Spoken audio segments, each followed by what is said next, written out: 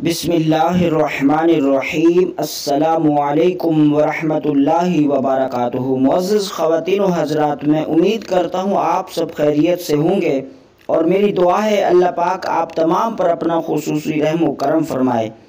नाज़रीन, आज की वीडियो में मैं आप हज़रात को चांद रात का मुख्तसर सा वजीफ़ा बताऊँगा। दोस्तों, ये मुजरब अमल है और इस अमल को करने में कोई 5 से 10 मिनट लगेंगे और इस अमल की बरकत से अल्लाह पाक आपके रोज़ी रोज़गार में बेपनाह इजाफ़ा फरमाएगा।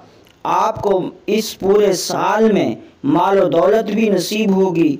आपके रोज़ी रोज़गार की तंगी के जो भी मसाइल हैं वो इस अमल की बरकत से, इन मुक़द्दस सूरतों की बरकत से अल्लाह पाक उनको रफ़ा फरमाएगा। दोस्तों, इससे पहले कि मैं आपको इस चांद रात का मुख्तसर सा ये अमल बताऊं, आप तमाम से गुजारिश की जाती है कि हमारे इस इस्लामिक चैनल को सब्सक्राइब कर लें और बेल को भी प्रेस कर दें। नाज़रीन, पहले तो आप ये बात ज़हन नशीन कर लें, आपने सदका ज़रूर करना है। हस्बे तौफीक अल्लाह ने आपको जितनी तौफीक दी है, आप चाहे 10, 20 का, 50 का, 100 का, जितना अल्लाह ने आपको तौफीक दी है, आपने रब की रज़ा की खातिर सदका ज़रूर करना है। आप चाहे तो इस अमल को शुरू करने से पहले दिन में आप सदका कर लें इस वजीफ़े की नीयत के लिए, या आप दूसरे दिन भी आप सदका व खैरात कर सकते हैं। तो दोस्तों, चाँद को देखकर आपने सबसे पहले तो अव्वल व आखिर सबसे पहले तो आपने एक बार दरूद इब्राहिमी पढ़ लेना है।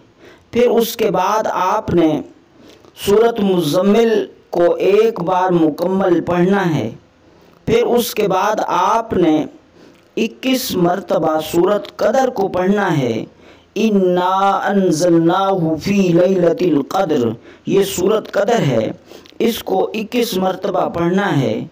पहले तो आपने सूरत मुज़म्मिल पढ़नी है, या अय्युहल मुज़म्मिल क़ुमिल लैला इल्ला क़लीला, ये 29वें पारे में है और सूरत कदर 30वें पारे में है।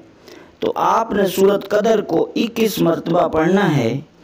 उसके बाद आपने आखिर में एक बार दरूद इब्राहिमी पढ़कर अल्लाह पाक की बारगाह में सिद्क़ व क़ल्ब से यकीन के साथ रब ताला की ज़ात पर उम्मीद रखते हुए आपने दुआ करनी है और अल्लाह पाक आपको आपकी दुआओं को कबूल फरमाएगा, आपके रोज़ी रोज़गार में बेपनाह इजाफ़ा फरमाएगा।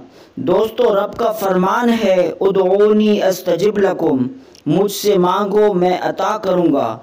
और एक और हदीस कुदसी में फरमाया कि जिस तरह मुझसे मेरा बंदा मुझसे गुमान करता है, मैं उसे वैसा ही अता करता हूँ। तो दोस्तों, अल्लाह की ज़ात पर यकीन रखते हुए, रब की रहमत पर उम्मीद रखते हुए आपने रब की बारगाह में इस अमल को करना है और फिर दुआ करनी है। इंशाअल्लाह अल्लाह पाक आपको इन मुबारक सूरतों की बरक़ात आपको ज़रूर नसीब फरमाएगा। तो दोस्तों, ये था आज का वजीफ़ा। मिलते हैं एक नए टॉपिक के साथ। अस्सलामु अलैकुम वरहमतुल्लाहि वबरकातुहू।